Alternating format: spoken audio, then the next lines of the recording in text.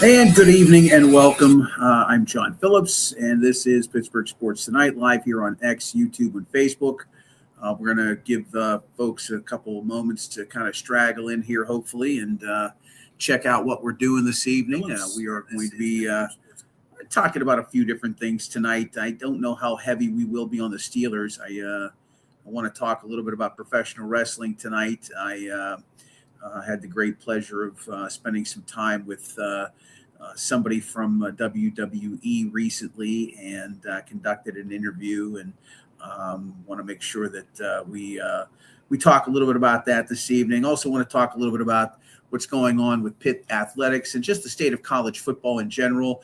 Tonight at 7:45 p.m., Zig Fracassi, our good friend from SiriusXM's NFL Radio, will join us to talk a little bit about the Super Bowl. We'll get his thoughts on the Mike McCarthy hiring and where he's at in terms of coaching and his coaching staff, if you will.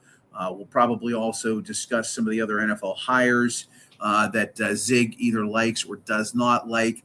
I saw an interesting take from Michael Irving today. I guess he was on some sort of podcast talking about the culture of Black America and how they've got to help themselves. I guess this was in reference to, the fact that there were no Black head coaches hired in this past cycle of NFL hiring. 10 openings, the most ever in an off season, and only one minority was hired. That's Robert Saleh, who was the head coach of the Jets for a few years, was fired and let go, went to San Francisco, worked as a defensive coordinator. He's now taking the job in Tennessee. But Bomani Jones, if you watched the show yesterday, Bomani was moaning and blaming, of course, white people again for the problem that Black people aren't being hired. And if you go to our X page, you'll see I retweeted something that Michael Irvin discussed. I wanted to pull it up on X, but I can't for some reason. My frustrations grow with the technology and the fact that I bought a beautiful computer and it just doesn't seem to be doing what I want it to do. But nonetheless, I digress. We are going to talk a little bit about that today. We'll get into that discussion a little bit later on. But I did want to talk a little bit about an interview I did recently.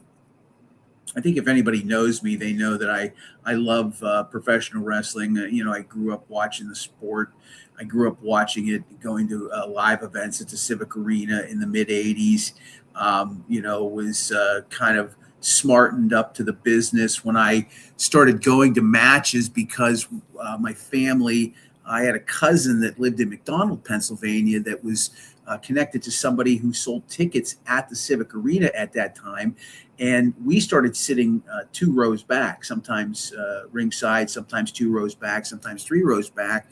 And I went to a lot of matches in the mid 80s, in 1985, 1986, 1987.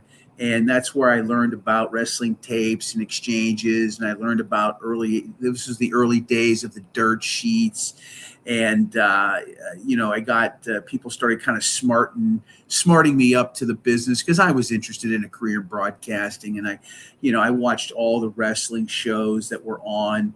Not only did, you have All American Wrestling, which later morphed into Superstars, when Vince Jr. took over from his dad. You had World Class that was broadcast here in the Pittsburgh area. The NWA's show, the Worldwide Wrestling, was broadcast locally. You had the AWA that was on the air as well. So you had a variety. You had a mix of wrestling that was from the different territories that were you could actually watch here in Pittsburgh. And so, in my time of probably going to, I'd say 8 or 10 different cards between 1985 and 1987, I got a little bit smart to the business because of the people that were, ringside that I met through my cousin. And so I've always had an enjoyment for wrestling. There was a period of time where I thought I might work myself into that line of work, but I did not. But recently I got a chance to sit down with Corey Graves. who, of course, from WWE fame. He is the color commentator on Monday Night Raw and SmackDown. Corey is from the Pittsburgh area. His name is Matt Polinsky. He is from Monroeville. He went to Gateway High School. His brother Sam, a little bit younger than him, also, in the professional wrestling business. He's actually, he goes by Sam Adonis. He's in AAA, which is a wrestling league in Mexico. Very popular wrestler down there as an Americano, if you will, which is now, of course, owned by WWE. And a lot of people don't know this, but Corey and I, Matt, if you will, auditioned together at 93.7 The Fan 16 years ago when the station opened up in March of 2010. We did a show together. We both auditioned by hosting a show. He and I did for 4 hours. He was there for about a few months and then left. And I, of course, stuck around for 6 years and enjoyed the pain and abuse of being a part-timer at a station like The Fan. But I had a good time in the majority of the time that I was there. Certainly the people that I worked with on the air, most of them were enjoyable, and there were certainly some good times.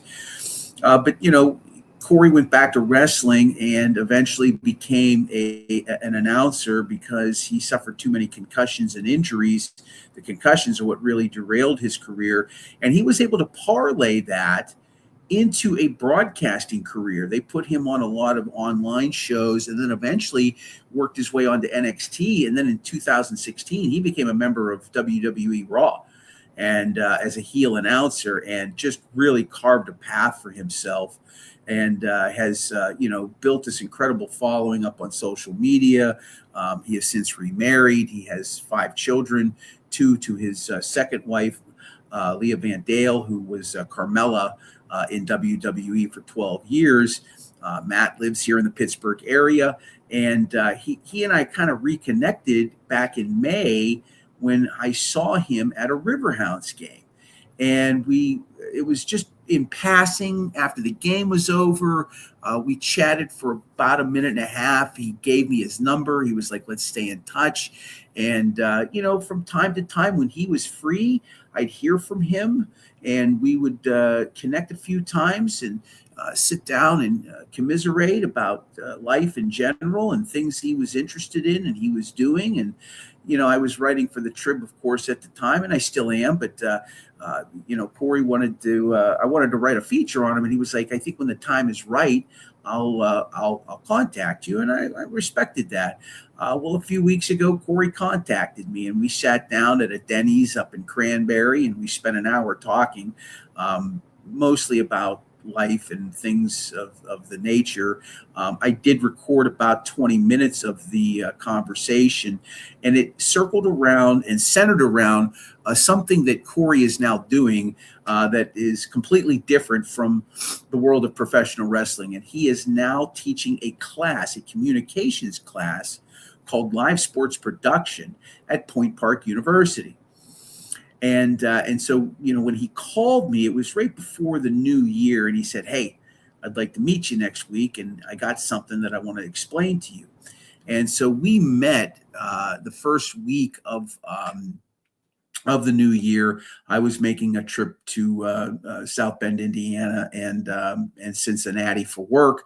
I thought, hey, this is perfect. Let's go up and meet here. He offered to meet me in Denny's at Cranberry, and we sat down for over an hour and we just kind of talked, and he laid everything out to me. He's like, I'm going to be a college professor. I'm going to teach this class. And he went into this whole thing. And so long story short, once the class started, I wanted to give him a little bit of time to, get to speak to those kids that were in the class. And last week I actually went down to Point Park. Dr. Robert Anke, thank you very much for giving me an opportunity. Bernie Anke, I should say, Dr. Bernie Anke, who's the chair at Point Park's School of Communications. I got a chance to sit in on Corey's class and, shot a little video, took some pictures, but just kind of watched.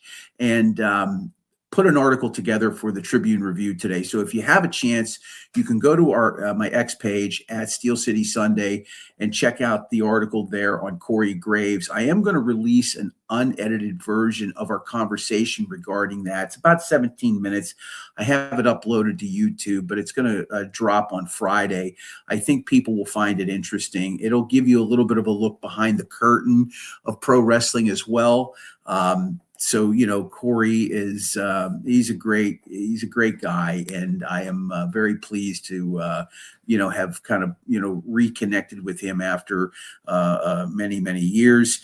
But that dropped online today for the Trib. And I anticipate that being in the Times Express tomorrow, which is the Monroeville newspaper that the Trib has. And by Thursday, I think it's going to hit the main newspaper. At least I hope it does, because Corey deserves something like that. He's got over 1.3 million followers on his different social media pages. He is, easily the most successful broadcaster to go into the wrestling business that's from around Pittsburgh. And you're only talking about a handful of people, right? You're talking about Mark Madden. You can talk about Bill Cardill in the early days of studio wrestling. But it's he and it's Mark Madden, it's Corey Graves, and, Jack Corpella, who is in his own right blowing it up on YouTube and Facebook with his cycledrag.com website, where he, covers all kinds of things related to motorcycles, street racing, motocross, sometimes anything that's bike or car related. Jack Corpella, who also worked at the Fan, was a year ahead of Corey at Gateway. He graduated a year prior to Corey graduating. Jack spent 5 years working for WWE between 2005 and 2010. So, you've got Corey Graves, Mark Madden, and Jack Corpella. And that's it. That's the Mount Rushmore, and Bill Cardill, if you will.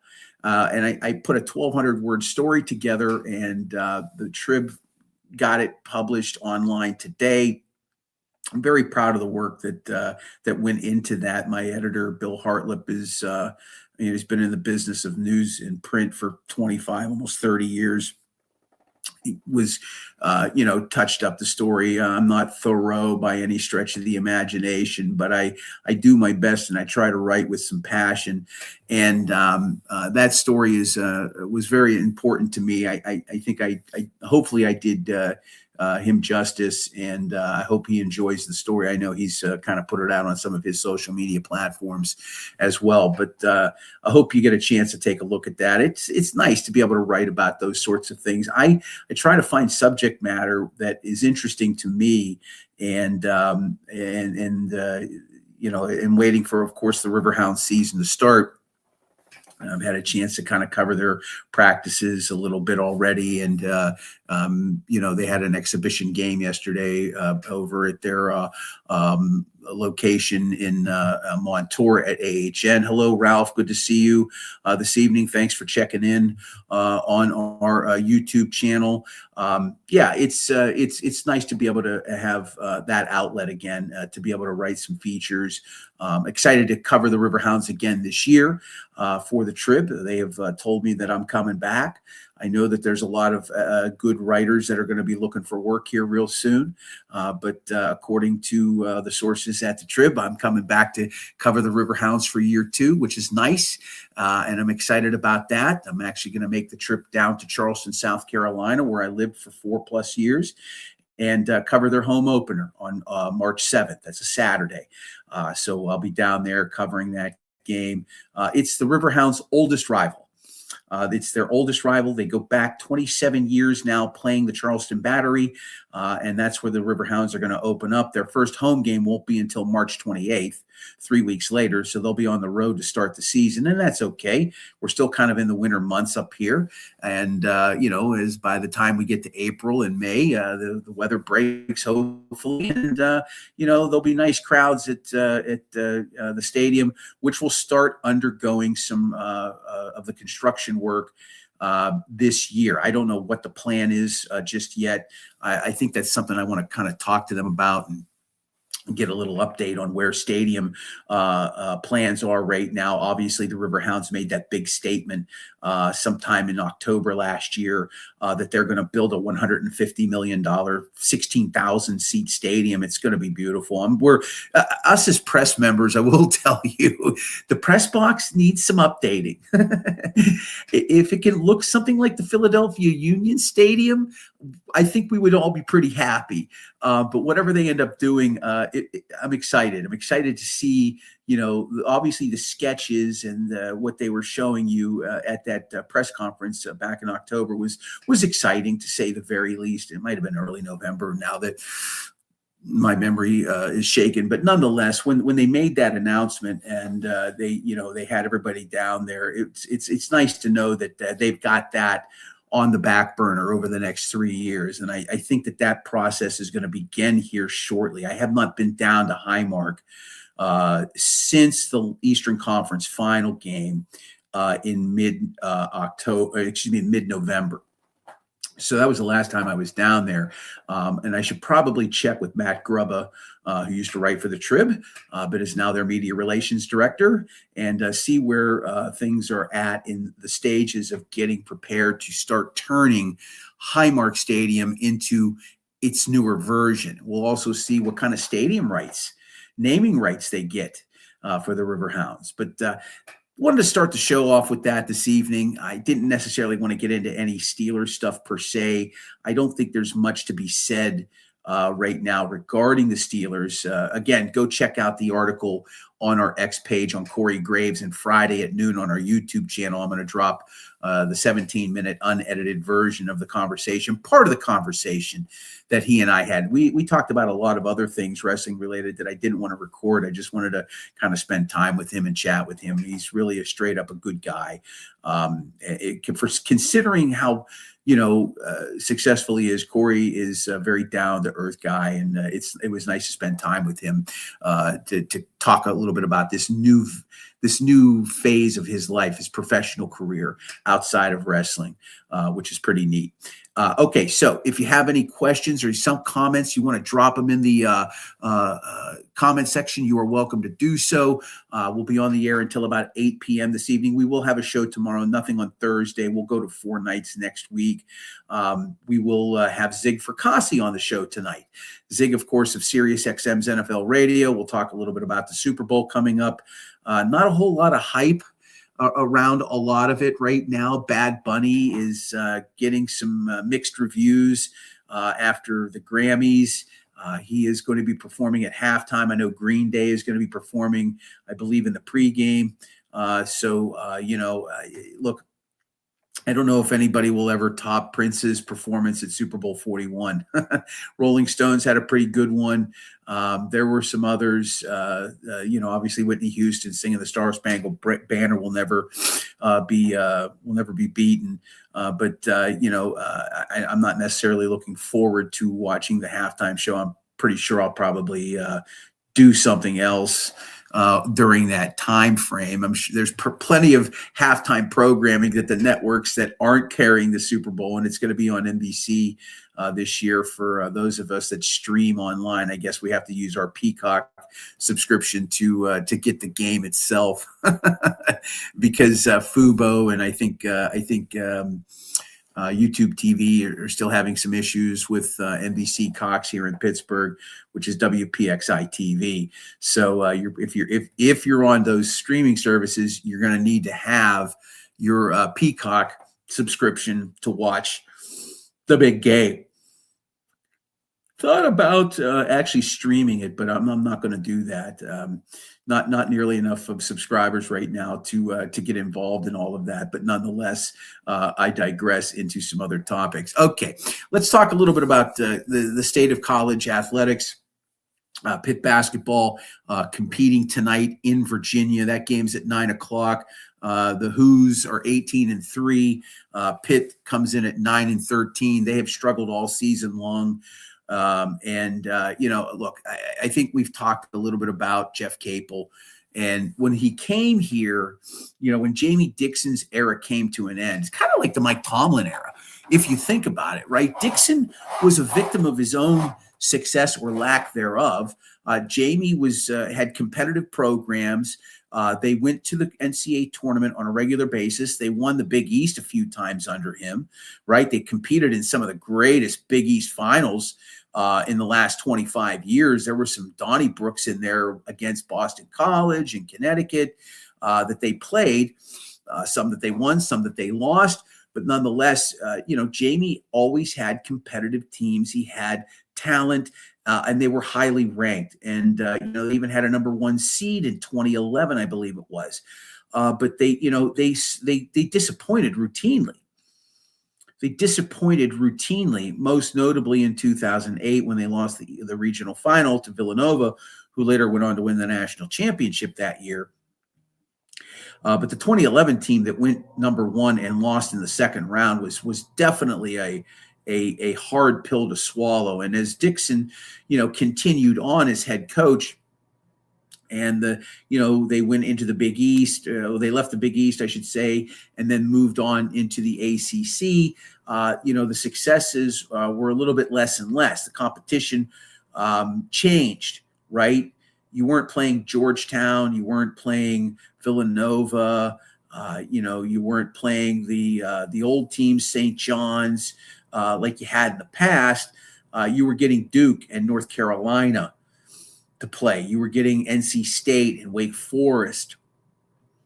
You were getting Georgia Tech. You were getting teams that, played a competitive schedule in the Big East. You got Boston College, right, who had left at some point in time to go to the ACC, Miami of Florida. Their program is much better now than it was when Pitt first joined. But you had these juggernauts, these dynastic teams that you had to compete with. And at some point in time, it became too much. And, Pitt wanted change, and they got it. Jamie Dixon left, went back to Texas Christian.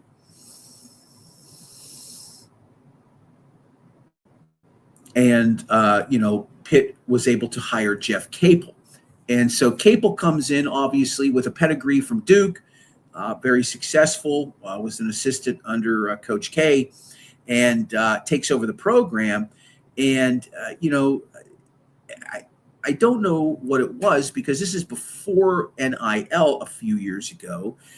For whatever reason, the recruiting didn't happen the way people thought it would, right? Pitt had some success, but ultimately they were a little bit disappointing. And now what you've seen over the last few years with NIL is that, the Peterson Event Center, which was a great recruiting tool when it was built, I think it was 2000 or 2001, what was once a great recruiting tool for you, doesn't have the shine that it does 25 years later,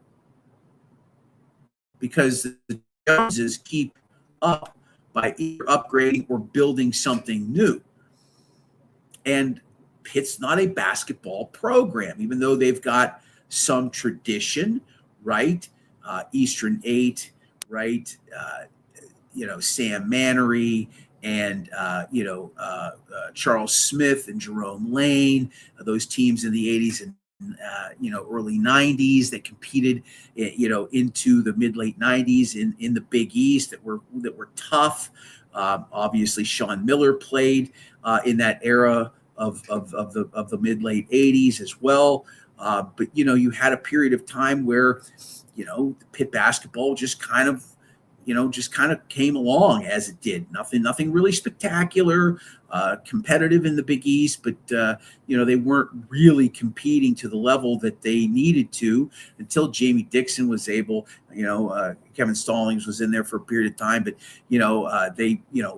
once Jamie kind of took over the program, and I'm trying to remember the guy's name who went to UCLA that was in there that kind of helped rebuild the program. His name is escaping me right now, but you had this change in the program that was helped by the new building. And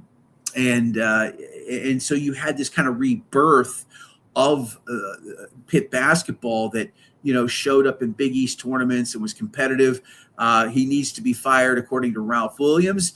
Ralph, he's got, I think, 4 years left on his buyout, and I think that that's something Alan Green is probably going to be taking a look at.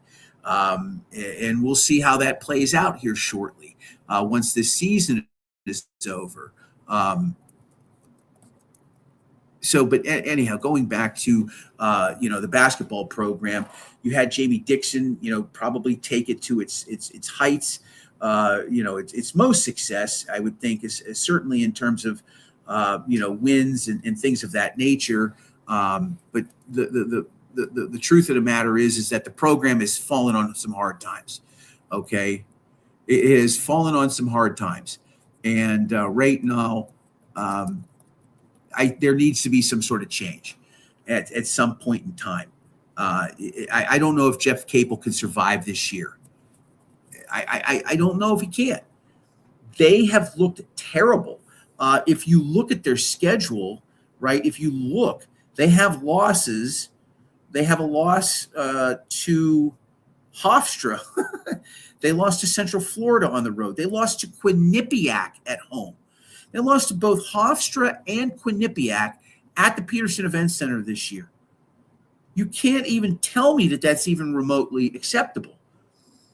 Quinnipiac, Hofstra, beating Pitt men's basketball at home in 2026. Ben Howland is the name of the coach that preceded Jamie Dixon. So now you've got Alan Green, who is relatively new still. I think he's still under 2 years on the job at Pitt as the new AD. And Alan Green, like any athletic director, the first priority for athletic directors is raising money. Okay, it's not like 40, 50 years ago. It's really about raising money more so than anything than ever before. But you also want to make your mark as an AD, and the way you do that in the public's mind, and also with potential alumni who have a lot of money, and Pitt certainly has a lot of alumni that have a lot of money, is you have to make coaching hires. And right now at Pitt, Jeff Capel is in the hot seat. He's in the hot seat. He's got the crosshairs on him, right?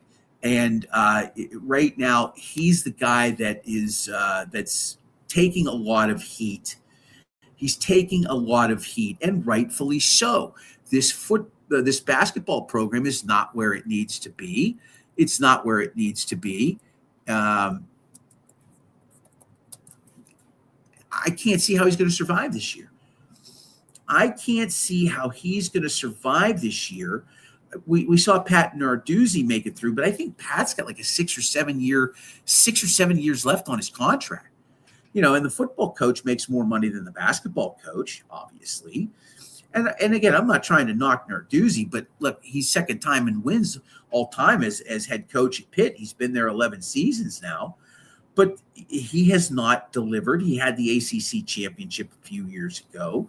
But losing to East Carolina in a bowl game does not endear you to your alumni base, right?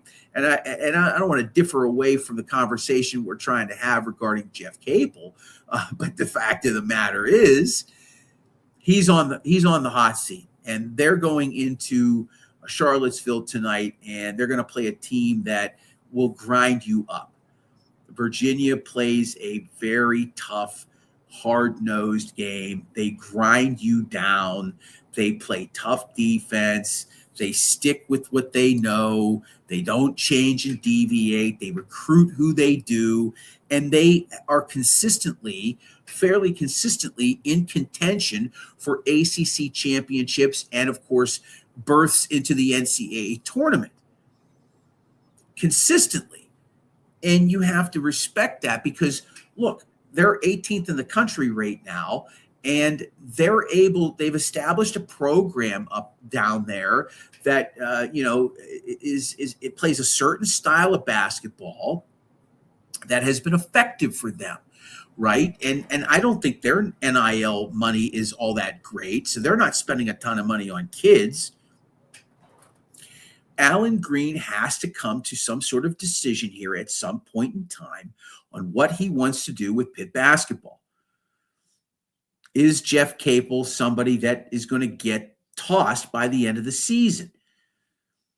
You're welcome to leave some comments if you do. I don't know how you keep a guy who lost to Quinnipiac and Bucknell at home in a major program like Pitt's. I don't know how you do it, right? How do you keep, or I'm sorry, Hofstra and Quinnipiac? They beat Bucknell fairly easily. Hofstra and Quinnipiac. How do you lose those games at home? How are you, Jeff Capel, looking in the mirror at yourself after the losses of that nature? How do you walk into the building the next day?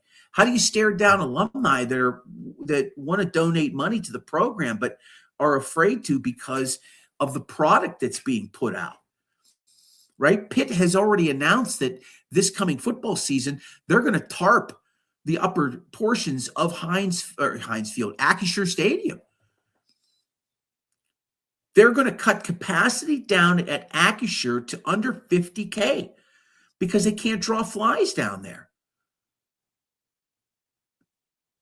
I took a lot of heat in 2011 or 12. It was 2011, I believe it was. Might have been 2012. When Pitt decided, and again, this was Steve Peterson. I never had a good relationship with Steve Peterson in both of his tenures at the University of Pittsburgh as athletic director. In 1997 and 1998, when I was working on Ardmore Boulevard doing evenings, when Pitt was still on AM 1250, it was the last year. They decided to go to KQV in 1998. I was very vocal, obviously, on the AM station at that time, doing evenings from 6 to 10 about all of this. I got accused by Peterson of being jealous and, them moving on. And that didn't last very long, obviously. They spent a little time, I think, over on at AM 1410 KQV. And then I think by 2001, they went over to Clear Channel for a while before they eventually landed on the Fan. And when I was over there, this was the second time around for Steve Peterson. And by the way, in 1998, I said that Peterson would leave to go to Nebraska, and he denied that profusely. Of course, he eventually jumped to go to Lincoln immediately as soon as there was opportunity, and he destroyed that program by, getting rid of the head football coach at that time. He brought in Bill Callahan. It was an absolute disaster. He destroyed, Nebraska football, and then eventually got fired, and then came sulking back to Pitt, who hired him back. I think it was in 2009 and 2010. He starts to get his hooks into things, obviously, and, raising money. And look, Steve raised a lot of money for Pitt. Okay. I've always gave him his flowers for that. He raised a ton of money for Pitt. He helped get the Peterson Event Center built, right? They raised Pitt Stadium. They got in bed with the Steelers over at the new stadium. It was good for Pitt at that time, but even in this time frame, I've always maintained that Pitt needs to have a stadium on campus, 45,000, something similar to the one they have at Wake Forest, something similar to the stadiums that they have at Georgia Tech. You find yourself a spot somewhere down there. I always felt that they could put a small stadium right there underneath the Cathedral of Learning. I believe they have enough space and infrastructure to make that happen, but they're not going to do that. Yeah, he fired Frank Solich, who had he had fired Frank Solich from Nebraska, and I remember when Dave was head coach at Pitt. He came back. It was like 2009 or 2010. And I actually ran into it. Thanks, Ralph. I appreciate that. I remember running into Dave Wannstedt at Woodland Hills High School doing a recruiting trip with George Novak one day. But yeah, that whole thing that went down with, getting rid of Wannstedt, and then they hired Mike Haywood from Miami of Ohio. And that lasted a couple weeks because on January 1st of 2011, again, just going back, I was at the Fan at the time, and I was doing the 10 p.m. to 2 a.m. shift on the night of the Winter Classic. I'll never forget this. Thanks for reminding me of this, Ralph. I'm at the Fan this is January 1st of 2011. The Winter Classic is being played at Heinz Field at the time, right? The Washington Capitals came in, they beat the Penguins 3-1. I was doing the 10 p.m. to 2 a.m. shift, and I was under strict orders to talk hockey for 4 hours. Not my best subject in the world, but I was prepared to do it, right? And so Pitt announces right around the start of the hockey game, or somewhere either right before or just before it ended, that they had fired Mike Haywood because there were allegations of abuse and assault. And this all happened right as the hockey game was about to come to an end. And I'll never forget Terry Fox, who was the program director of the station at that time. Terry calls me on my cell phone, and he made it really clear. He goes, I don't care what we talked about prior to what just happened. You are going to speak for the next 4 hours about Pitt football. And he specifically said to me, don't be afraid to be opinionated. And because I told him, he knew I did not have a good relationship with Steve Peterson. And for 4 hours, I called for Peterson's firing. For 4 hours straight, I explicitly called out. I'm trying to remember who the president of the university was at that time. I looked up all the names of all the important people, the chancellor, the deans, anybody that was important above Peterson. For 4 hours, I spoke how he should have been fired immediately, that he pushed Wannstedt out the moment he could, right? He fires Dave Wannstedt, right? And I said this when they fired Wannstedt. I talked about the Frank Solich firing, obviously, and bringing in Bill Callahan, and what a disaster that was, and how it set Nebraska football back. Same thing here. They hire this absolute unknown guy, and within weeks, they had to fire him because they didn't do their due diligence, because Peterson didn't do his job, right? He didn't do his job. He hired Walt Harris as well. And I know Walt took over a Pitt program in the mid-90s that was so bad, right? They were terrible. The cupboard was completely bare at that point in time, and he was able to take over. He was able to take over a program that was just awful, right? And he was able to get Pete Gonzalez somehow. They beat West Virginia. They got to 6-6. They went to a bowl game. I think they played in the Liberty Bowl in '97, and they got beat by Southern Miss like 41-7, right? He took over for Johnny Majors, right? Johnny Majors came back for his second run at Pitt and just obliterated that program. Mark Nortenberg. Thank you, Ralph. Yeah. So you're right. So there was that timeline where you had Steve Peterson, who came in. He brought Walt Harrison, and Walt didn't leave on the greatest of storylines either. Okay, of which I will not get into.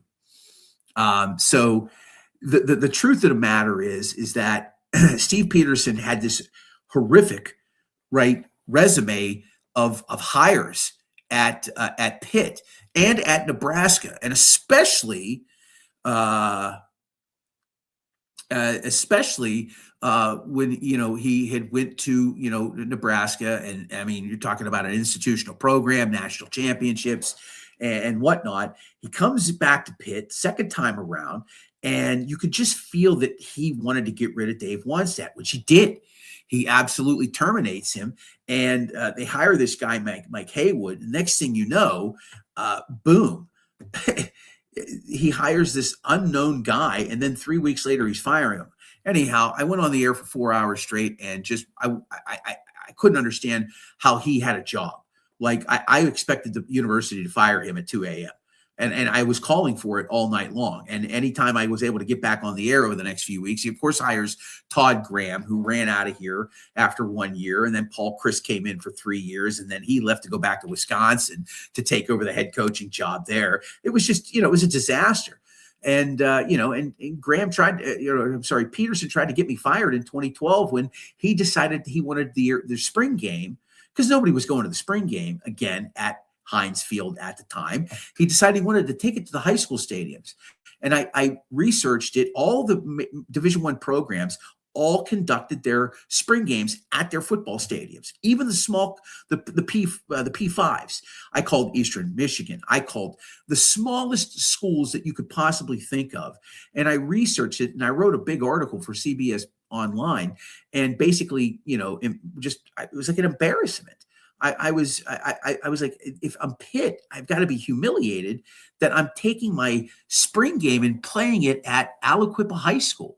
And Peterson called the guy who ran CBS Radio. They got me suspended. They wanted to fire me, but Terry Fox stood up for me. So anyhow, that's a long rant about Pitt athletics. We'll see what happens with Capel. I think he'll probably survive one more year. I think it's 60-40, but we'll see. This was the other story I wanted to get to a little bit later on here in the show before we get Zig Fracassi on. Craig is checking in via our YouTube channel tonight. The Detroit fan has filed a $100 million lawsuit against DK Metcalf, the Steelers, the league. Since he's filing it against Ocho Cinco and Sterling Sharp, since he says he's been labeled as a racist. I did see that, Craig. Thank you very much for pointing that out. I think we knew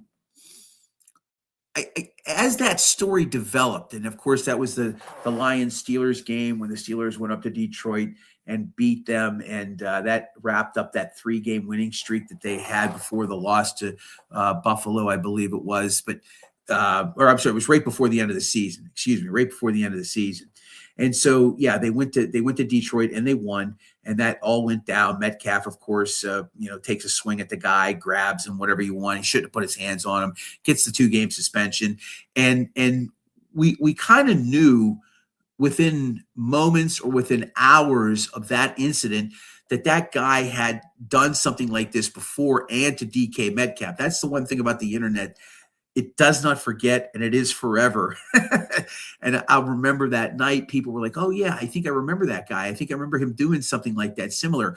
And, oh, yeah, he goes to high school football games, and he does that there. And, oh, yeah, we've seen him do this as well elsewhere. And so, the funny thing is that it does come out later today that he has filed a $100 million lawsuit against the league and a bunch of different people. We kind of figured that, that he was probably going to do this. And sure enough, that has happened. All right. A man who will not be charged in this lawsuit is going to be joining us here in just a few moments. He is live in from his palatial digs. Have you been named in the lawsuit by the crazy Detroit fans, Zig? Have you checked with your attorneys that you have on retainer? Vinny Boombat. Oh, that's Rodney Dangerfield's doctor. No, I'm good, JP. No lawsuits here. I'm on the up and up, my friend. I thought you worked with the law firm of Dewey, Cheatham, and Howe. Not quite. How you doing, my man? Only old heads like us would know that reference. I'm doing good. Zig Fracassi, of course, of Sirius XM's NFL Radio, joining us. Zig not going to the Super Bowl this year. I saw that they have certain events in San Francisco and certain events in it's Santa Clara, I believe. Yeah, San Jose at the stadium. It's like an hour and 40-minute drive. I know that's a nightmare for anybody, whether you're a media or fan or a player. You have colleagues that are out there. What are they saying so far about the setup? Oh, it's just, obviously they took part in the, media night last night where that's actually open to the fans. That's something they've had the last few years. And then obviously sending things over to San Francisco and the media center there. And, it's just one of those things where you grab all these interviews and these players probably have products to sell or whatever the case may be. And it's just, you know how that goes. And again, it just seems to be a good vibe going into this game, obviously with Super Bowl 60 around, and just it was just interesting to hear a few of the different things. I think it's been real quiet so far, Zig. It's been a real quiet start to the Super Bowl week. Am I wrong? Am I not paying attention? I just from an outside looking in, JP, maybe that's the case. I know the Mad Dog Christopher Russo was talking a little bit about that today on his show. Okay. Maybe it's again, maybe it's just one of these things where the matchup itself is going to be very good, but unlike the last couple of years, we don't have like the Chiefs, for example, last year looking for the three-peat, Yeah, or the okay. year before for the repeat. The So, sexy storyline is certainly lacking a little here. well, and also remember too, JP, with the Chiefs, you've got the Swifties angle, since Taylor Swift's obviously. Well, no, I mean, I think that's It's that when you're no, trying to not get the fair. French fan. No, it's that thing, Yeah. You No, know. you're not wrong. You're not wrong. Although I would think that there would be enough being made about the Patriots going for a seventh Super Bowl under a True. third head coach, right? You know what I mean? I feel like the buzz around this game is just not there right now, and it doesn't lack for stars, but it doesn't have the marquee names. I mean, look, Sam Darnold isn't. He's not on a Joe Hollywood Montana marquee. or Tom Right, Brady, right, right? or Tom Brady, right? Yeah, you just, and even New England. I mean, it's really, I mean, yeah. Look, the Darnold story is interesting, obviously, and look, Drake May, in his second year coming of age, if you will, is an interesting story. But there's really no marquee names to talk about. I mean, and like you said, it's not a repeat or a three-peat. You've got the angle of the Patriots. Outside of that, I don't know what the buzz is right now. It's just my 2 cents on it all. Is where I stand No, with things, Sig. no, and you're not wrong. And again, just to reiterate, the game itself may turn out to be a classic for all we know. Right? And and especially the last time these teams met 11 years ago, the infamous second and dumb play. With the interception at the Okay. yeah, the Malcolm Butler became a folk hero, even though Seattle was running the ball at will. And if they run beast mode in, they're probably the champion and they're repeat champions then.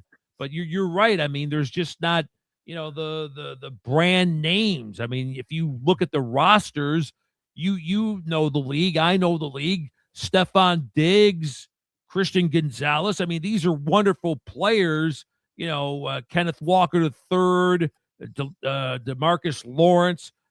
But you got to know the league or really follow those teams, JP. There's not the future Hall of Famer coming out of this. So maybe that's why the buzz is a little bit lacking right now.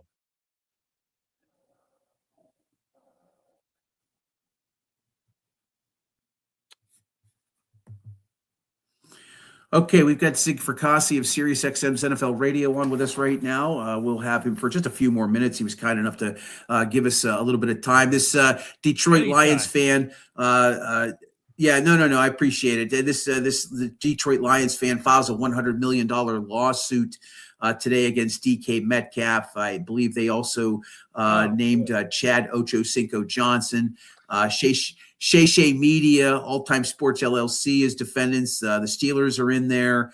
I believe the DK Metcalf is in there, seeking $100 million. I'm sure that this will be quietly settled out of court, but I didn't see that one this coming. One goes a little too far. And then if memory serves me right, JP, I think DK Metcalf, when he was with Seattle, I think complained about this same fan when they played in Detroit before. So I don't know what the end game is, to be honest with you, with this guy. So hopefully this thing gets attended to and maybe reacted to and dismissed like it should. It's early in the week. I don't want to jump back into the Super Bowl thing here. If you got a feel for Sunday, how do you think it's going to play out, Zig? Well, Seattle's the favorite. And so you automatically you're thinking, well, what did they do to rate the edge? I think they played probably a lot of it, JP, is because they played, I think, tougher competition. I mean, they had to get by San Francisco and the LA Rams in their own division. Yeah. So they earned what they got to get to the Super Bowl. I think they played a better overall schedule. I think if you look at it, Darnold did have a very, very good year. Jackson Smith and Jigma might be the best receiver in the NFL nobody's ever heard of because all he ever does is get open. And that may be part of it too, JP, because even though you get national games per se, Seattle is still one of those franchises. They aren't a Steelers, a Packers, a Cowboys, the cachet type of franchises. So I think if Seattle is able to keep using their medium pass game, that's where I think they have a bit of an edge. Although I don't like the fact Charbonnet is out. So does that put a little pressure, extra pressure on Kenneth Walker III? Defensively, they got to shore up the run a little bit because what my co-host from this past weekend, Super Bowl champ Robert Turbin, former Seahawks back, was telling me, the Rams started to run at Seattle's right side on that D-line, or if you're watching on TV, the left, and they were having big success. If they can close that and maintain, New England with Ramondre Stevenson and Trevion Henderson limiting their abilities to break off big plays, that's where I think it works out good for Seattle. I will say this, and you're right about the schedule that Seattle faced, obviously, in the conference championship game against the Rams, and then, of course, against San Francisco.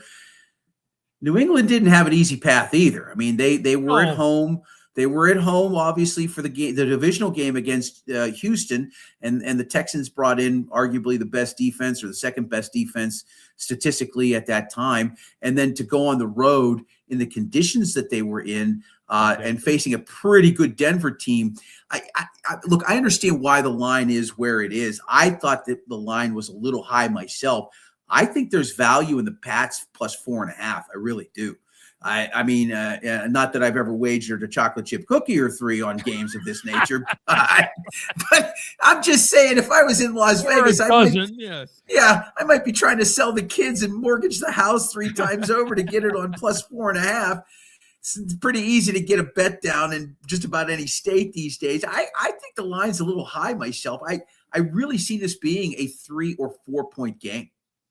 Yeah, and don't forget too, JP, they started the playoffs by beating the Chargers. So they're that's right. That's right. Yeah, they had the wild card game against the Chargers, which, by the way, they wound up beating 3 of the top 5 regular season defenses. So that was one of the narratives too going around. Well, who did the Patriots play all year? Well, yeah, they beat Buffalo on that Sunday night game. And yeah, maybe their schedule wasn't the strongest, but I think they more than made up for it in terms of who they beat in the playoffs, those 3 top 5 defenses going forward. But yeah, maybe New England's being a little short-shrifted, but I'm concerned. And again, Drake May showed that apparently his shoulder's fine, but JP, only he knows if that's really the case. So maybe that's where I think some of the line makers hedge that a little bit because of his status. He wasn't feeling good last week either. So, maybe something to keep an eye on as the rest of the week goes along. Before I let you go, I want to get your thoughts on the Mike McCarthy hiring here in Pittsburgh. What'd you think of that? Boy, how about him, huh? Maybe the only guy ever to coach probably the 3 biggest brands in the NFL. Yes. Right. Packers, Cowboys, Steelers. I got to be honest, JP, I'm not sure if it's a upgrade. Where I view this as is this, and maybe you can agree or disagree with me, where if they went, say, Minter or the kid from the Rams, who I think is going to be a head coach one day, Nate Scheelhaus, that would have told me the Steelers are going for a rebuild. But with McCarthy, they're going for we think we have a good enough roster to win now. We think we can get Aaron back the way they're constituted. they think they could still win now. Hence, McCarthy got the job. So maybe they wanted to keep things in the veteran, let's win now mode. Yeah, my cat had an opinion on it, but I told him he has to put an application in to be part of the crew here. Zig Fracassi of SiriusXM's NFL Radio, of course, was with us all season long on Steel City Sunday. Zig, I can't thank you enough for giving me a few minutes of your time, my friend. Oh, and I enjoyed that. And by the way, marks to you for getting that off the ground. We talked about it over the summer at our reunion. Yeah. And I said, you know what? Stay at this. It's going to take off. You and all the crew. It was an honor for me to be part of it. Awesome. We'll have you back next year. I appreciate your time, Zig. You're the best. All right, buddy. Be good. All right. Zig Fracassi, he and I go back 30 plus years now. I was 32 years, actually. Be 32 years somewhere towards the end of the year, where I worked with Zig Fracassi in Las Vegas, Nevada. I was all of 25 years old, literally just turned 25 when I moved out there. Hey, JP, let's go to El Pollo Loco. We used to go to the Crazy Chicken and all kinds of places. He's a good guy, Zig Fracassi, and one of the more detailed guys I've ever worked with. I mean, his depth of knowledge of the sport of football and all other sports. He's a hockey guy. He's a big rabid hockey guy as well. I love Zig, and I'm so happy to be able to work with him, as I've been happy to work again with people like Paul Zeiss and John Fedko and some others. All right, that's going to wrap up our show this evening. Look how quickly an hour goes. I don't need commercial breaks. I can entertain and talk. Got people like you. We got Ralph Williams. We got Craig Wordlow checking in via our YouTube channel. I appreciate all of you checking us out on X and whatnot. A nice little crowd, about almost 40 of you this evening. Hey, we're going to build this. I'm going to build this over time. We're going to get more guests. We're going to increase things as we get towards the spring. Once we get to baseball season, I hope to have some cool announcements in terms of programming. So we'll see how the next few months play out. All right. Thanks to everybody who participated in tonight's broadcast. We'll be back again tomorrow night. I'll have some guests. Check out our X page for the updates on that tomorrow. Appreciate all your comments, and for you checking us out this evening. I'm John Phillips. Good evening. You have been watching Pittsburgh Sports Tonight here on X, YouTube, and Facebook. Good evening, everybody.